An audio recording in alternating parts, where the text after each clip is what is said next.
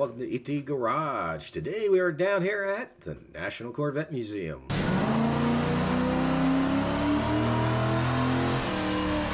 Okay, here I am inside the museum. They got all the C8s over there. Those are for people that purchase them and they pick them up right here at the museum. And here is the admission entrance, and that's the one entrance from the parking lot where I was at. And let's I guess get inside and see what there is to see. Here we go. Here's the car that started it all, the 53 Corvette. This is chassis number 003, and they made it into a cutaway. And it's probably one of the lightest Corvettes made too, at 2,840 pounds. Since then, Corvettes have put on quite a bit of weight, and even though people refer to them as a lightweight sports car, I don't consider them lightweight, not anymore. This was lightweight.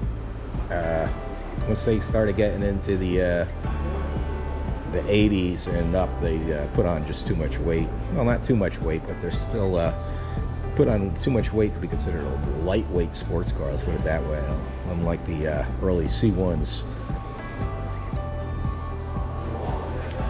And if you didn't know, the first Corvettes came with straight 6 in it, Blue Flame Special. And they were not the most comfortable car to sit in either, if you ever sit in C1. They're not bad, but the steering wheel's fixed and it's gigantic, and if you don't fit behind it, if your body ain't made to fit behind it, ain't gonna fit very well, let's put it that way. Okay, over here we have some anniversary Corvettes. 25th anniversary, a 35th anniversary, and a 50th anniversary. And we'll head on into the other galleries. Okay, over here we have another 53 and a 55 Ford Thunderbird, and the Ford built the Thunderbird in response to the Corvette in order to compete, and it did outsell the Corvette by quite a bit. And then that prompted GM though to go from the straight 6 and go to a V8, which I think they started in 56 or 55. I think 55 was the first year, I'm not sure. Anyone could just mention down in the comments below if you know. But and that's what helped Corvette stay all these years. Once they got out of the V8 and started making it more performance minded, that's when people started buying them. There's this competitor, the Ford Thunderbird in 55. Unlike the Corvette, Thunderbird was all metal. Old Corvettes are all fiberglass and some other composite materials. Later on they went to what they call SMC, which is sheet molded composite fiberglass. And nowadays they come with the sheet molded composite, polyurethane, and carbon fiber and everything else. But that's just modern times. Oh, and over there is a Corvette that was in a tomb. They have a video on it. I'm going to go into detail, but it was in a tomb for a long time. Over here we got start going into the later years, 57, 61, and that's a C2 over there. Oh, is it? No, it is still a C1. But 57, that black one over there, that's the last year they had 2 headlights.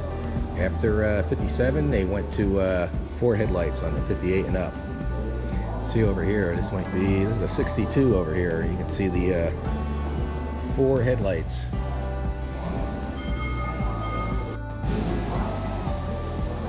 Over here we have some V8s, and that's a Ford flathead V8. And if you look over here, you have an Aldrin V8, which is basically a Ford flathead with a Hemi conversion. And Zors Octave, I can't pronounce his name, but he was the main engineer for Corvette, and after he designed those heads, and then after that he ended up working for Chevrolet and coming out with the working on the Corvettes. And here you see a fuel injected, early fuel injected motor. I'm not sure what year that is, but they started them back in the 50s, kept mechanical fuel injection, and there's no computer involved. It was all mechanical, and they were good performing engines, but a lot of mechanics didn't know how to work on a fuel injection. So later on, when they got some miles on them and started having problems, they would take them off and convert them back to carbs. Now if you go to search for one of those fuel injection systems, you got to pay all sorts of money. I've seen them go for as much as $15,000 when that's been rebuilt and restored. So just for the fuel injection. So if you ever see one of these mechanical fuel injections from the Corvettes laying around in someone's garage and someone doesn't want it, take it. It's worth some money. Okay, here you have the 67 Corvettes, and these are the C2s. C2s came out in '63. Hopefully we'll see a split window here soon. But these were some of the nicest looking Corvettes ever made, C2s. The body style. These both here are convertibles. Over there it looks like they have a coupe. We'll get over there later. But here's an example of an assembly line for Corvette. And we'll take a walk over here. Let's see what they got. Oh, it looks like they got a bunch of racers over here. These were test vehicles, I believe. And this was actually a mid-engine. And of course, here you have some race cars. And if you want to find out more, just get your butt down to the museum and you can find out all the details. I'm not going to go into all the details. I'm going to try and keep the video short and simple, but these are all the race cars. I'm going to probably stop and look at a lot of them. Definitely a lot of them. Over here it looks like C4 Challenge cars. Anyone who follows my channel knows I'm a big C4 fan. I have one. And yeah, these are Corvette Challenge right there. Those were made specifically for a class back in the time when these were new. They would just run the C4 Corvettes, and they had to be stock, and the engines had to be sealed, and they were allowed for certain modifications, but they all had to be the same in order to compete in that class. Anyway, let's go looking around. Oh, there's a C2 Corvette. That's a '63 split window. That would be the first year of the C2.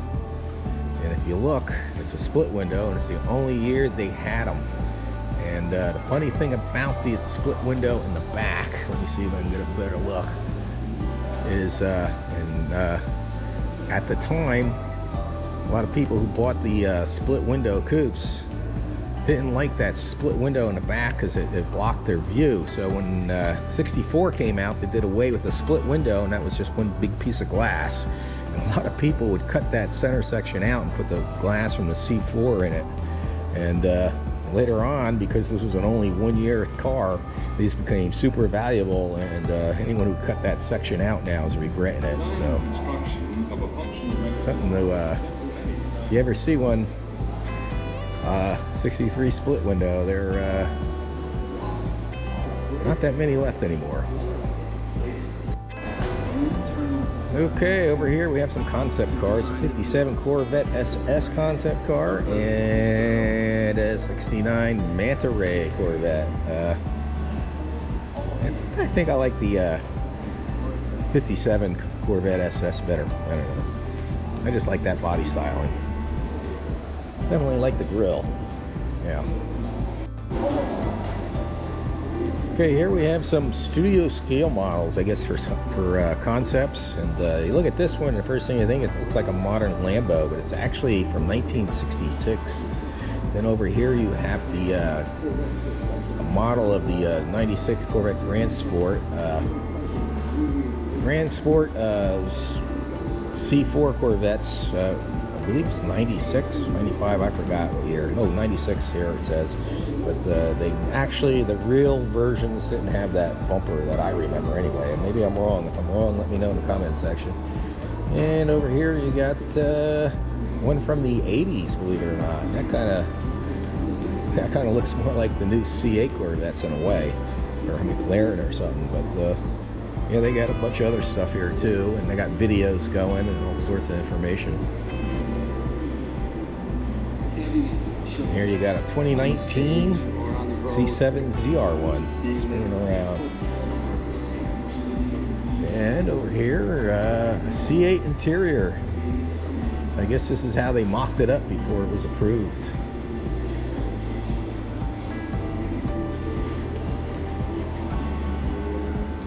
And here's a Z06 full-scale clay model of the C8. Yeah, they mock them up in clay before they finalize them. And that's some of the wheel designs. Pretty neat stuff. And here's one of the engines out of the C8. This is not the Z06 twin cam 32 valve V8. This is the small block Chevy pushrod version of it, which in some ways is a better motor in my opinion. For the street, it's definitely a better motor. Better fuel mileage, better low on torque, all that good stuff. And I guess over here they got the maintenance garage where they do maintenance. Oh, there's a new Z06 LT6 Z06 engine right there. That's the hand-built double overhead can LT6 5.5 liter engine, featuring flat plane crankshaft, etc., etc. Rips the 8,400 RPM and all that stuff. I guess this is where they do maintenance on all the museum pieces, and apparently they do some other stuff too, because they got a couple of those flat plane Z06 engines here. One there, and there's one over there at the red intake. I don't know if you can see it or not. Oh, and I'm not sure what they got back over there with the turbos on it. But that's a twin overhead cam engine. Kind of looks like the ZR1 engine, the LT5 out of the C4 Corvettes. Okay, if you're not familiar with it, back in 2014 they had a sinkhole experience where a sinkhole opened up in the middle of the Corvette Museum. And I guess we're going to go in here and see what this is like. Should be pretty interesting.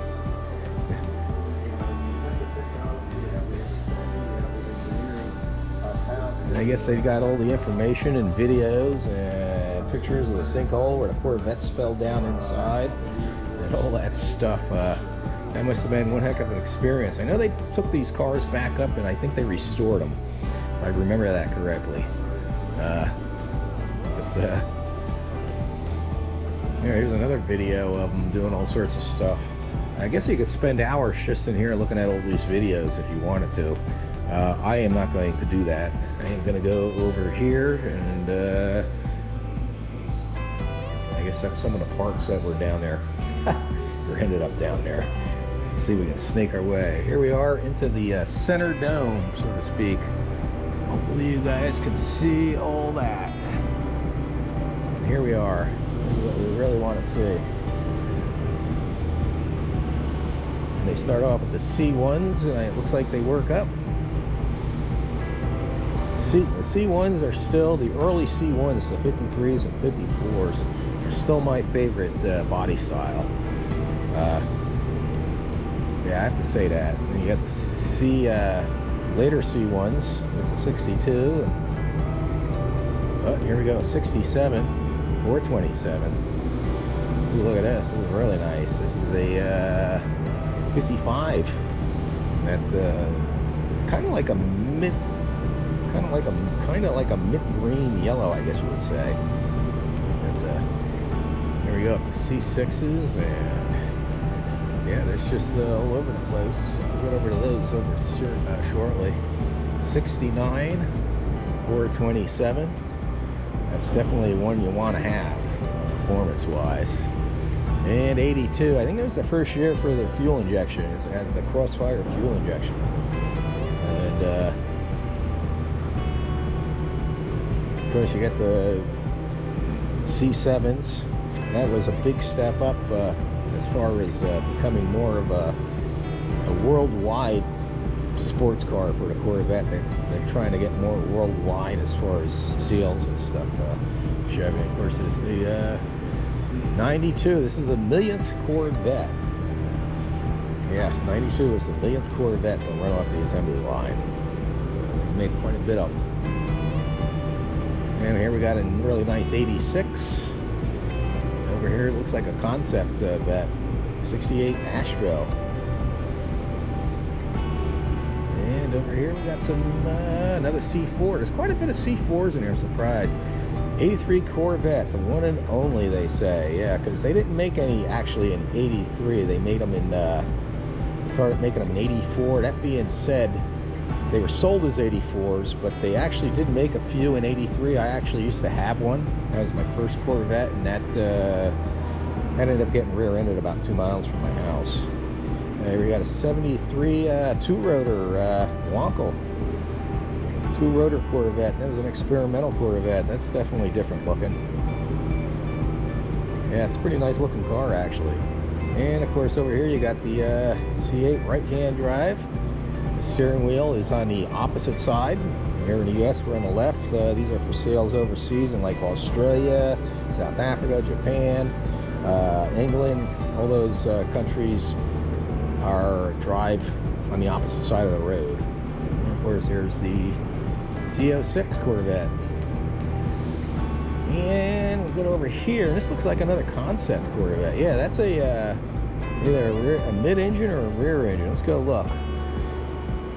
Yeah, here we go. 65 XP 819 rear engine Corvette. Yeah, it's definitely a rear engine. I remember there used to be a cutout display of one of these somewhere. I seen it at Corvettes at Carlisle somewhere. Really nice 67 convertible. 77 Corvette. And let's go over here. Snake 89 Snake Skinner Corvette. Prototype was built with a 350 cubic inch LT5 engine in response to the next adversary, the Corvette, the Dodge Viper. So basically this was the forerunner of the ZR1. If you're not familiar with the ZR1 Corvette, 1990 through 95, the ZR1 had the engine that was designed by Lotus, and it was a 32 valve twin overhead cam V8. First, the fuel injection and everything made about 400 horsepower. Here's one right here. Here it is. 1990 ZR1 active suspension prototype.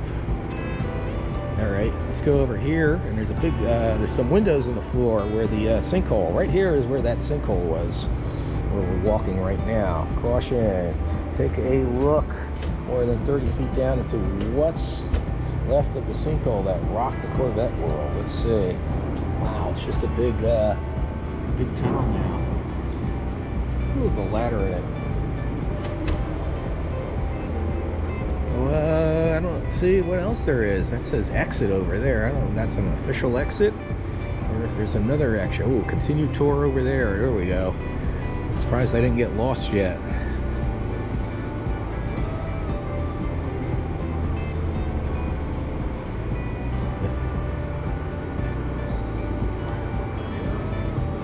Ooh, let's go inside here real quick. I guess it's Hall of Fame.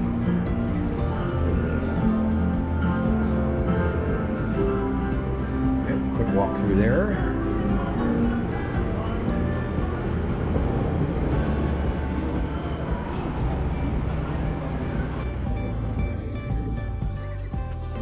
Alright, let's see. This looks pretty interesting. Looks like we're coming up on the gift shop. Cosmic Invader. Look at that. This is from the 70s. And it looks like it was an electric car. You know, over here we got a good old hot rod. Oh, we got a couple of hot rods. Yeah, we got a bunch of them. Dragster. Let me see what we got over here. We got the Night Cruiser. Good old-fashioned dragster.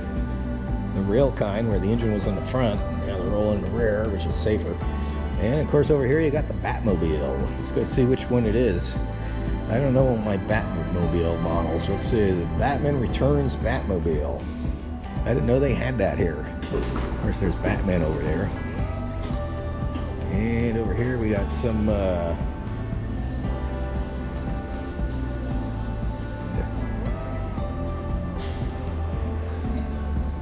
Turbo Shark. And the Baby Deuce, another hot rod. I I was recently at a car show at Cabela's in Hamburg, Pennsylvania, and they were loaded with hot rods like these. This style hot rods, street rods. Look at this one over here, paddy wagon. And this one's really something to look at, the popcorn wagon. And we got Batman over here, of course. And I'm gonna head into the gift shop, and then they have a restaurant, so I'll see you outside. All right, I had a great time in the Corvette Museum there. I'm glad I came down there from Dayton, Ohio. I was up there at the Air Force Museum, like I said earlier. And I'm glad I came down here and took the time to see the museum. It was well worth it. And now I guess I'm gonna head home, back to Pennsylvania. And got a good 10-hour drive at least. I was going to head down to Tail of the Dragon. I think I'm going to do that in a separate trip though. I'll make it more enjoyable and do some other things. But for now, I want everybody to have a great day. If you made it this far, thanks for watching, and God bless.